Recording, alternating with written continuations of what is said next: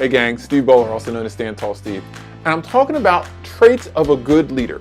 Another great trait of a good leader is making difficult decisions. That's right, difficult decisions. Now, everybody makes decisions, all right? I've heard people say, oh, leaders make good decisions.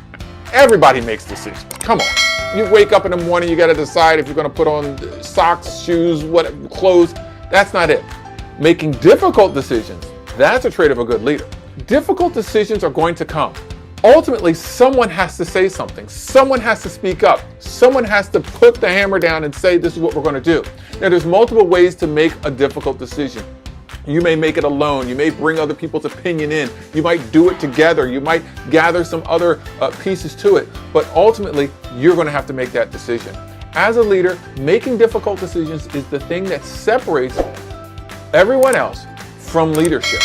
Making those good decisions, making difficult ones. Making easy decisions, anybody can do. It's obvious. Oh, he's a great leader. He's making an easy decision. No, when it comes down to the hard stuff, that's where it is. So make sure you take the time, go through the process, figure out what you need to figure out so that you can make those decisions with confidence. My name's Steve Bowler, also known as Stand Tall Steve, and that is your Stand Tall statement.